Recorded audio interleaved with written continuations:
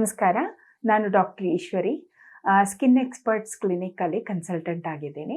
So ನಾವು ಚರ್ಮ, ಉಗುರು ಹಾಗೂ ಕೂದಲಿನ ಸಮಸ್ಯೆಗಳಿಗೆ ಚಿಕಿತ್ಸೆ ಕೊಡುತ್ತೇವೆ. ಸೊ ಇವತ್ತು ನಾನು ನಿಮಗೆ ಏನು ತಿಳಿಸೋಕ್ಕೆ ಇಷ್ಟಪಡ್ತೀನಿ ಅಂದರೆ ಸೋರಿಯಾಸಿಸ್ ಅಂದರೆ ಏನು? ಸೊ ಸೋರಿಯಾಸಿಸ್ ಅಂತ ತುಂಬ ಕೇಳ್ಪಟ್ಟಿದ್ದೀವಿ. ಸೋರಿಯಾಸಿಸ್ ಅಂದರೆ ನಾವು ಹೆದರ್ಕೋತೀವಿ, ಆಮೇಲೆ ಒಬ್ಬರಿಂದ ಒಬ್ಬರು ಹರಡುತ್ತೆ ಅಂತ ನಾವು ಅದನ್ನು ಬೇರೆಯವ್ರಿಗೆ ಸೋರಿಯಾಸಿಸ್ ಬಂದಿದ್ರೆ ಅವ್ರನ್ನ ಮುಟ್ಟಕ್ಕೂ ಹೇಸ್ತೀವಿ. ಸೊ ಇವೆಲ್ಲ ತಪ್ಪು ಕಲ್ಪನೆಗಳು ನಮ್ಮಲ್ಲಿ ಏನಿರುತ್ತೆ, ಸೊ ಅವನ್ನು ನಾನು ನಿಮಗೆ ತಿಳಿಸ್ತೀನಿ. So psoriasis ಏನಕ್ಕಾಗತ್ತೆ?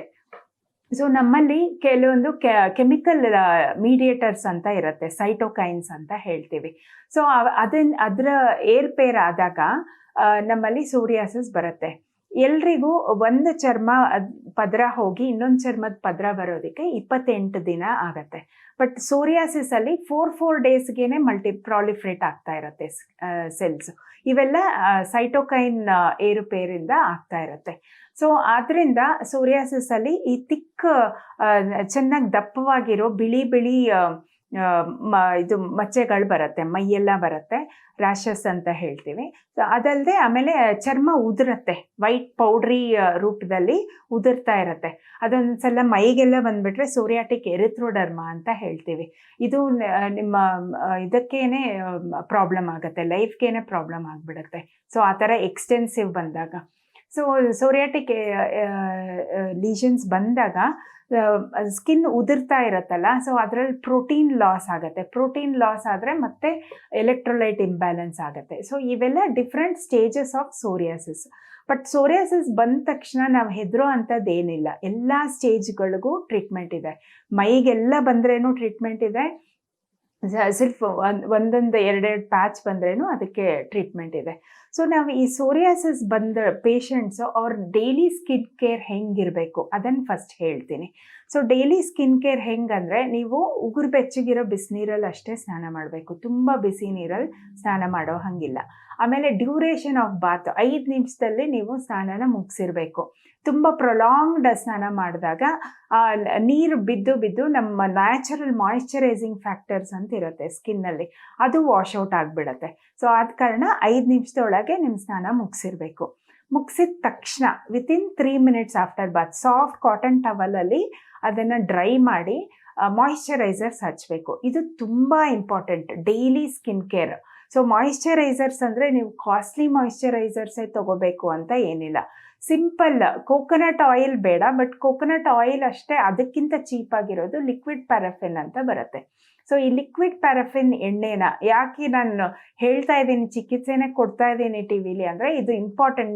ನಿಮ್ಗೆ easily available lotion, skin moisturisation, ನೀವು ಡೈಲಿ ನೀವು ಸ್ಕಿನ್ ಮಾಯಿಶ್ಚರ್ ಮಾಡಿಕೊಂಡ್ರೆ ಆ ಸೋರಿಯಾಟಿಕ್ ಲೀಷನ್ಸ್ನ ಬರೋದನ್ನು ತಡೆಗಟ್ಬೋದು.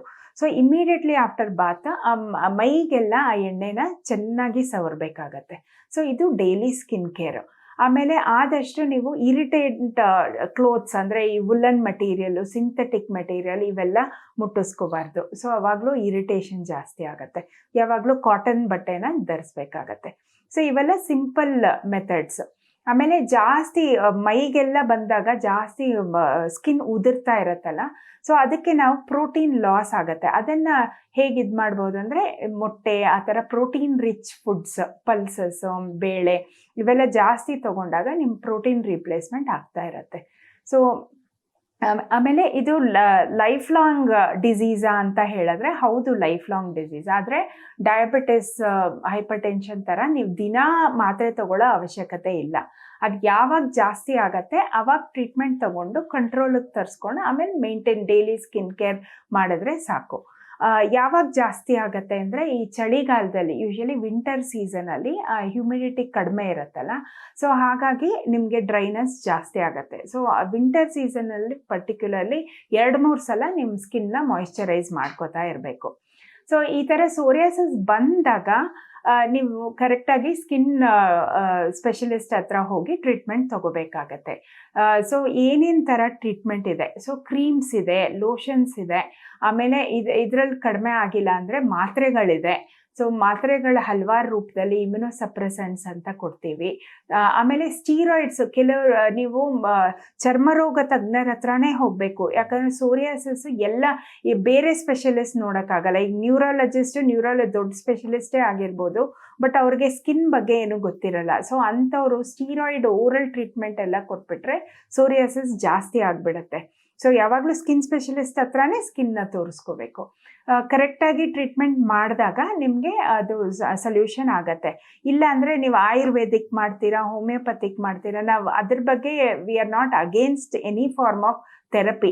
ಬಟ್ ಅದರಲ್ಲಿ ಏನೇನೋ ಲೋಷನ್ಸು ಆಯಿಲ್ ಎಲ್ಲ ಕೊಟ್ಟಾಗ ಅದನ್ನು ಹಚ್ಕೊಂಡು ಬರ್ತಾರೆ.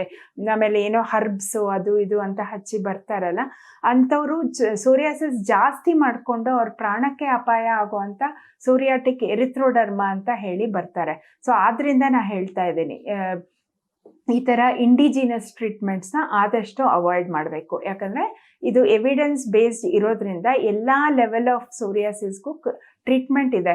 ಸೊ ಆದರೆ ಒಂದು ಸ್ವಲ್ಪ ತಾಳ್ಮೆಯಿಂದ ನೀವು ಕರೆಕ್ಟಾಗಿ ಫಾಲೋ ಮಾಡಿದ್ರೆ ಇದಕ್ಕೆಲ್ಲ ಸೊಲ್ಯೂಷನ್ಸ್ ಇದೆ. ಅರ್ಥ ಆಯ್ತಾ?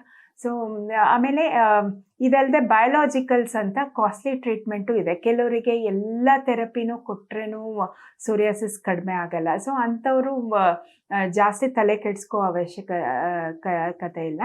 ಯಾಕಂದರೆ ಬಯೋಲಾಜಿಕಲ್ಸ್ ಅಂತ ಇದೆ. ಸೊ ಅದೇನು ಮಾಡುತ್ತೆ ಅಂದರೆ ಆ ಸೈಟೋಕೈನ್ ಏರುಪೇರು ಆಗುತ್ತೆ ಅಂತ ಹೇಳಿದ್ನಲ್ಲ, ಕರೆಕ್ಟಾಗಿ ಆ ಜಾಗದಲ್ಲೇ ಹೋಗಿ ಇದು ಕರೆಕ್ಷನ್ ಮಾಡೋದ್ರಿಂದ ಬಯೋಲಾಜಿಕಲ್ಸ್ ತುಂಬ ಎಫೆಕ್ಟಿವ್ ಆಗಿದೆ. ಸೊ ಎಲ್ಲ ಸ್ಟೇಜಸ್ ಆಫ್ ಸೋರಿಯಾಸಿಸ್ಗೆ ಟ್ರೀಟ್ಮೆಂಟ್ ಇದೆ. ಸೊ ಆದ್ದರಿಂದ psoriasis is not a deadly disease, it is a curable disease. Okay, thank you.